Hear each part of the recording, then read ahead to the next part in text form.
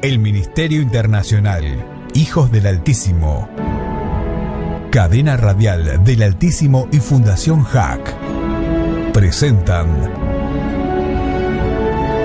las maravillosas historias bíblicas junto al pastor y doctor Camus Blumetti Néstor.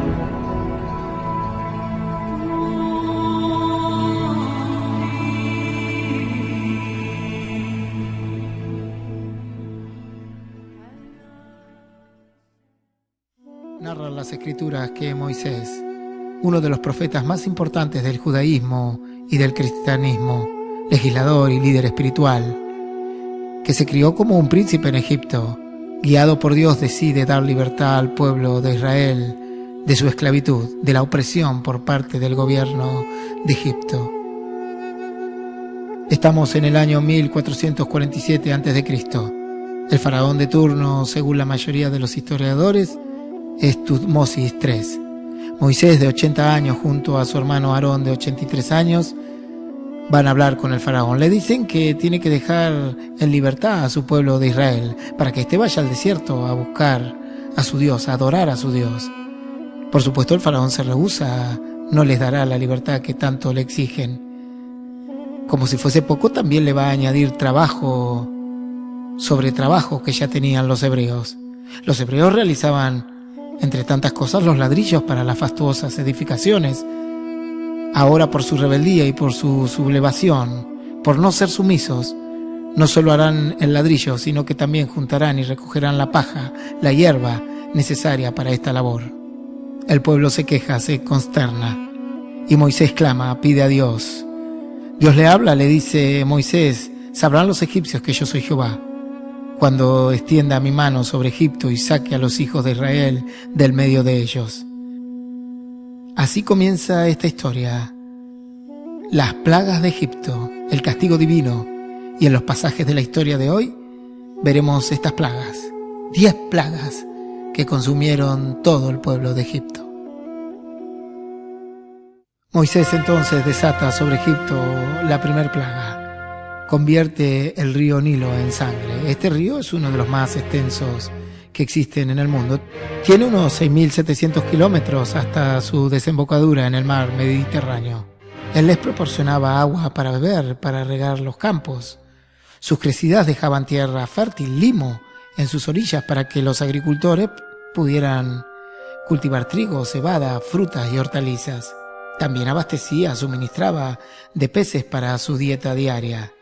Era tan importante este río que los egipcios lo consideraban un dios, el dios de la abundancia y de los dones. Se lo llamaba Hapi, o también conocido como Osiris, el padre de los dioses, vivificador, generador de fecundidad y fertilidad en la mitología egipcia.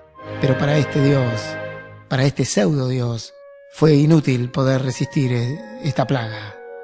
Y Aarón extiende la vara frente al faraón, y la sangre cubre todo el río Nilo. Comienza la muerte de todo ser vivo que habita en él. Este se corrompe, ya no se puede beber, sus peces todos muertos. 7 días dura este mal. Dice que aparecen los hechiceros del faraón y reproducen en menor medida este acto a través de un engaño, de una ilusión óptica o de un poder satánico. Pero lo que no pueden es volver la sangre en agua. El pueblo egipcio se desespera, pues el agua es vital para el ser humano. Comienzan a cavar pozos a los costados del Nilo en busca de agua. Dios les tiene misericordia, le permite encontrar agua para su sustento. Pero el faraón endurece su corazón, se obstina. No voy a dejar salir a Israel, él es esclavo, lo necesito para mis labores, y no lo dejaré ir a buscar a su Dios. Esto desencadena la segunda plaga. Sobreviene la invasión de las ranas. Moisés le proclama al faraón: el río criará ranas, estas subirán y entrarán a tu casa, en tu cama, donde duermes, en tus hornos, en tus artesas. Y así fue, se llenó la tierra de Egipto de ranas. Los hechiceros también lograron traer algunas ranas, pero no sacarlas. La tierra apestaba, donde se caminaba se pisaban estos animales, eran repulsivos, nauseabundos. Algunas viviendas egipcias, sobre todo los que eran ricos o adinerados, tenían hasta 2 y 3 pisos. Imagine si las ranas llegaban hasta el 3er piso, como eran en los pisos inferiores. Una verdadera invasión. El faraón le pide a Moisés que ore a Jehová para que quite las ranas y dejaría salir a su pueblo a la mañana siguiente. Moisés ora. Las ranas se van hacia el río. Las que quedan en las casas y en los cortijos y en los campos se tenían que juntar, y dice que se juntaron montones y apestaban. Pero el faraón mintió. Solo buscó un respiro, un reposo, y se niega a dejar salir al pueblo de Israel a servir a su Dios. Acontece la 3er plaga, los piojos. Dios le dice a Moisés: dile a Aarón que golpee la tierra para que se vuelva piojo todo Egipto. Aquí sus hechiceros, sus magos, sus brujos, sus nigromantes no pudieron traer ni sacar los piojos. Ellos mismos le dijeron al faraón: esto es dedo de Dios, y se llenó la tierra de piojos, aún en el ganado, en las bestias. Esto traía un gran problema económico. Los animales se usaban para trillar, para trabajar o para venderlos como alimento, y ahora esto no se podía realizar. El piojo, que su nombre científico es Tiraptera, produce en el ser humano una picazón intensa y se reproduce por lo que conocemos como la liendre de una manera veloz. Algunos se lastiman, sobre todo los niños, por rascarse, acicalarse constantemente, y estas lesiones en el cuero cabelludo traían infecciones difíciles de tratar en esos tiempos donde los antibióticos no existían en las formas que conocemos hoy en día. Pero el faraón continúa con su corazón endurecido, rebelde, y su conducta trae otra plaga más. Y comienza la 4ª plaga. Estas son las moscas, todo tipo de mosca en todo Egipto, menos en la tierra de Gosén. Aquí residían o habitaban los israelitas. A ellos la plaga no llegaría, no los tocaría. Y entendemos que las moscas, en un equilibrio de ecosistema, tienen efectos positivos, pues eliminan restos cadavéricos de otros animales. Pero también son transmisoras de enfermedades. Actúa como un vector. Enfermedades como la disentería, el cólera, la fiebre tifoidea, todas enfermedades infecciosas, la miasis. Y también afectó al ganado. Para los egipcios, la mosca simboliza el valor, la tenacidad frente al conflicto. Los cananeos, pueblos vecinos, llamaban a Belcebú el señor de las moscas. En Egipto se hacían moscas de oro, como condecoraciones para aquellos guerreros valientes, collares en el cuello. En el ajuar funerario de la reina Anotep, en Tebas, se encontraron 3 moscas de oro, las más grandes encontradas hasta la actualidad. Pero aquí tampoco ningún dios egipcio pudo con esta plaga. Y una vez más el faraón pide a Moisés que ore por él, que retire esta plaga, porque estaba generando enfermedades, pestes. Pero el faraón mintió y provocó la 5ª plaga de Egipto. Esta plaga, la 5ª plaga, es llamada la plaga del ganado. Cuenta la escritura que comienza a morir todo tipo de bestia, las vacas, las ovejas, caballos, asnos, bueyes, camellos. De Israel ninguna bestia fue azotada por la enfermedad. Esta plaga tuvo sin lugar a dudas graves consecuencias económicas e inclusive religiosas sobre los egipcios. Recordemos que estos usaban a los toros para sus rituales y estos eran venerados y adorados. Ellos tenían un dios mitológico llamado Apis, el toro sagrado. Era una deidad de la fertilidad, un dios solar y funerario. Recordemos que en la actualidad otras naciones también utilizan ciertas bestias, como en la India, como deidades de los cuales no se puede tocar y mucho menos comer. Este toro sagrado egipcio era uno de los más importantes en el panteón politeísta de los egipcios. Pero está claro que Apis nada pudo hacer al respecto y comenzó a morir todo ganado. Y comenzó la devastación económica e inclusive la religiosa en todo el pueblo de Egipto. El faraón endurece aún más su corazón. Decide retener al pueblo de Israel y no dejarlo ir al desierto a adorar a su Dios. Y genera y provoca la 6ª plaga de Egipto. La sexta plaga no solo afecta a los animales, también afecta a los seres humanos. Es la plaga de la úlcera y el sarpullido. Moisés y Aarón toman un puñado de ceniza de un horno y la esparcen al cielo. Y esta, cuando cae, comienza a traer el mal sobre Egipto.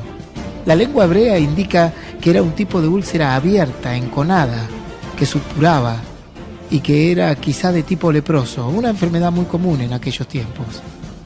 Debe haber sido muy dolorosa e incapacitante, porque en el libro de Deuteronomio Dios le dice a su pueblo que si se rebela contra él y desobedece a sus mandamientos, le vendrían las úlceras de Egipto con sarna, con comezón, y no podrían ser curadas.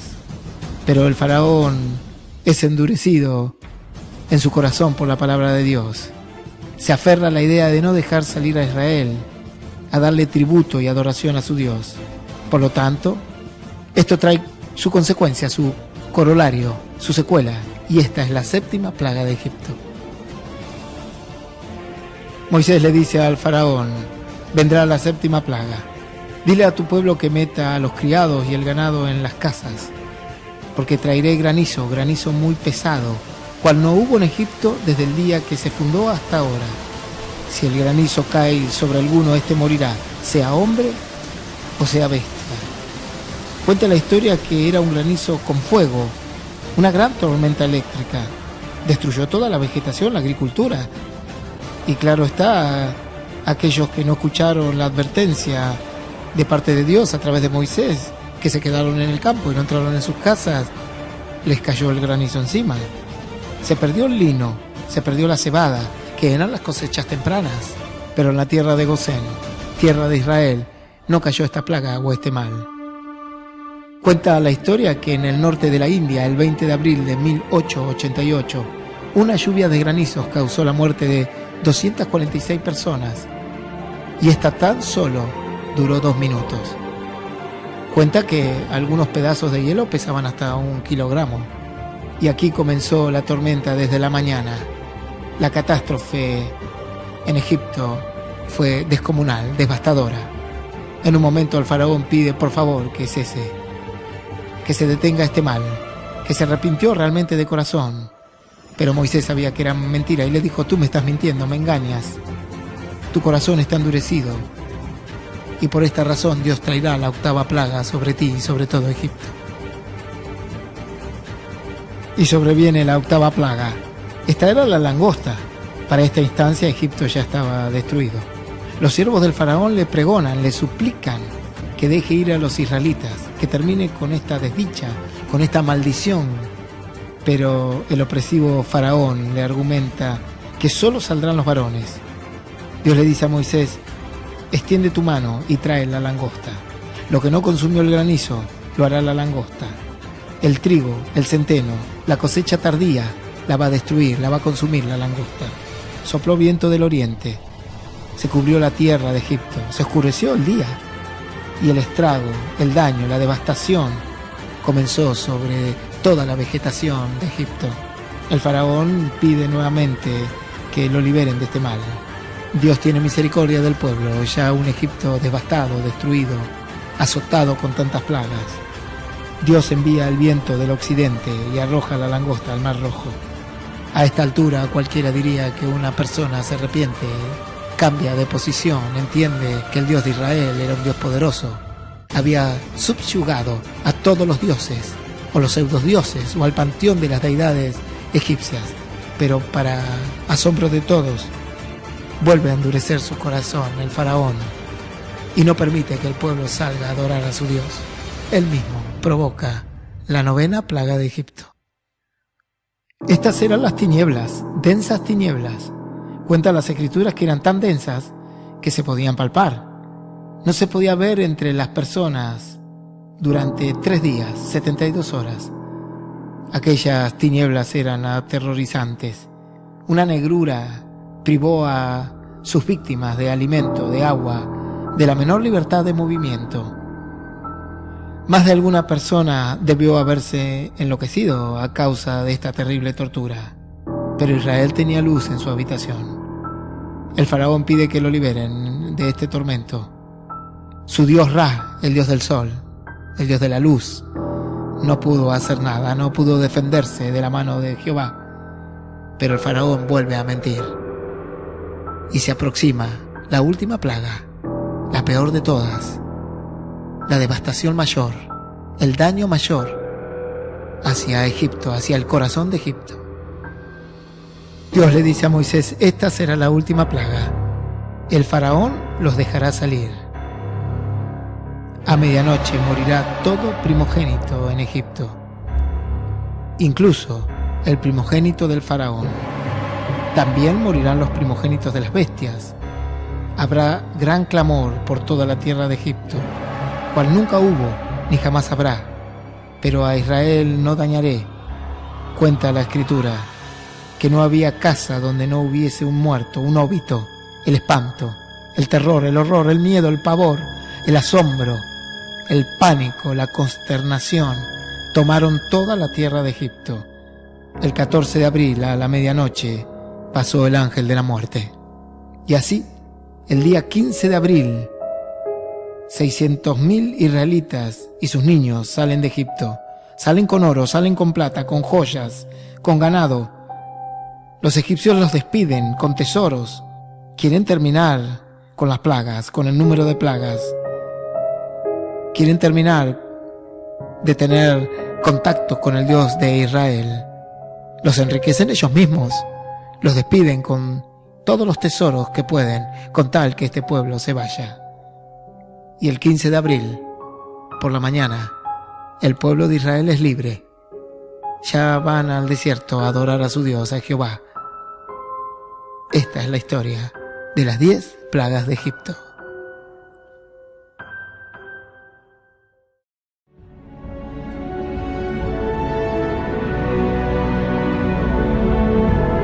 Presentó este programa el Ministerio Internacional Hijos del Altísimo, Cadena Radial del Altísimo y Fundación JAC.